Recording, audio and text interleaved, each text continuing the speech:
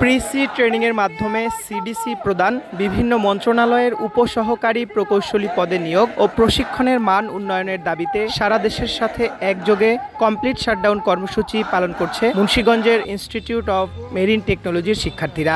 সোমবার সকাল থেকে প্রতিষ্ঠান ক্যাম্পাসে অবস্থান কর্মসূচি, বিক্ষোভ ও একাডেমিক কার্যক্রম বর্জনের মধ্য দিয়ে পালিত হচ্ছে এই কর্মসূচি।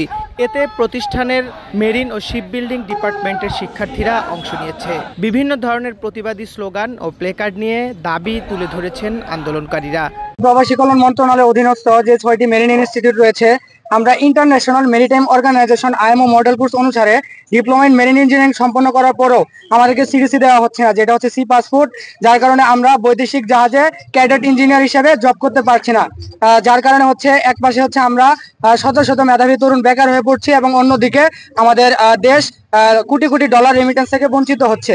এবং আমাদের যারা মেরিন ইঞ্জিনিয়ারিং অধ্যয়নরত ছাত্ররা আছে তারা হচ্ছে মেকানিক্যাল সেক্টরের জন্য অত্যন্ত পারদর্শী।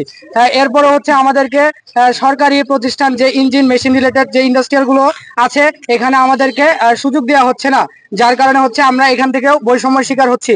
এবং এছাড়াও আমাদেরকে আমাদের যে মেরিন ইনস্টিটিউট গুলো আছে আমাদের এখানে নিয়োগ দেওয়া হচ্ছে না। তো আমাদের যে দাবিগুলো হচ্ছে সেই দাবি আমাদের নৌ পরিবহন মন্ত্রণালয় মেরিন একাডেমি গুলো আছে ওইখানে আমাদেরকে পিসি ট্রেনিং এর সুযোগ দিতে হবে এবং সেই সাথে সিডিসি প্রদান করতে হবে। এবং 2 নম্বর দাবি হচ্ছে, যেহেতু আমরা মেকানিক্যাল সেক্টরের জন্য অত্যন্ত পারদর্শী, সেহেতু আমাদেরকে সরকারি যত ইন্ডাস্ট্রি আছে সরকারি সব ইন্ডাস্ট্রিগুলোতে আমাদের নিয়োগের বিধান চালু করতে হবে উপসহকারী ইঞ্জিনিয়ার হিসেবে।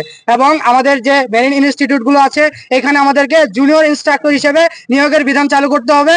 এবং আমাদের যে বিএমইটি অধীনস্থ যে টিটিসি গুলো আছে সেই টিটিসি গুলোতে ইনস্ট্রাক্টর হিসেবে নিয়োগের বিধান চালু করতে হবে। যতক্ষণ পর্যন্ত আমাদের এই দাবিগুলো মেনে নেওয়া না হবে ততক্ষণ পর্যন্ত আমরা একযোগে আমাদের এই শাটডাউন কর্মসূচি অনির্দিষ্টকালের জন্য চালিয়ে যাব। এখান থেকে যে বের হওয়ার পর যে মূল কর্মসংস্থান সেটা হচ্ছে এই বাণিজ্যিক জাহাজে আমাদের চাকরি, সেটা করার জন্য আমাদের সিডিসি প্রয়োজন, সেটা হচ্ছে কন্টিনিউয়াস ডিসচার্জ সার্টিফিকেট। সেটা ছাড়া আমরা এই বৈদেশিক জাহাজে চাকরি করতে পারি না।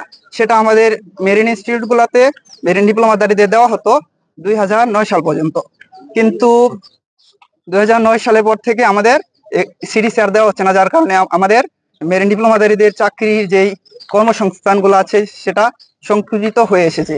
শিক্ষার্থীদের দাবি ন্যায্য জানিয়ে দাবিগুলো সংশ্লিষ্ট মন্ত্রণালয়ের ঊর্ধ্বতনদের কাছে তুলে ধরার কথা জানিয়েছেন প্রতিষ্ঠানের অধ্যক্ষ প্রকৌশলী মোহাম্মদ জাহাঙ্গীর আলম। তাদের এটা ন্যায্য দাবি, আমি যেটা মনে করি ন্যায্য দাবি, এটা যত দ্রুত সমাধান হয় এর জন্য আসলে আমরা উপরে যোগাযোগ করতেছি। নারায়ণগঞ্জ, মুন্সিগঞ্জ, চাঁদপুর সহ দেশের 6টি জেলায় মেরিন ইনস্টিটিউট থাকলেও সেখানে নেই পর্যাপ্ত প্রশিক্ষণের ব্যবস্থা। এছাড়া ডিপ্লোমা ডিগ্রি পেলেও ভবিষ্যৎ চাকুরি নিয়ে দুশ্চিন্তায় থাকেন মেরিন ইনস্টিটিউটের শিক্ষার্থীরা। শিহাব আহমেদ, আমার বিক্রমপুর।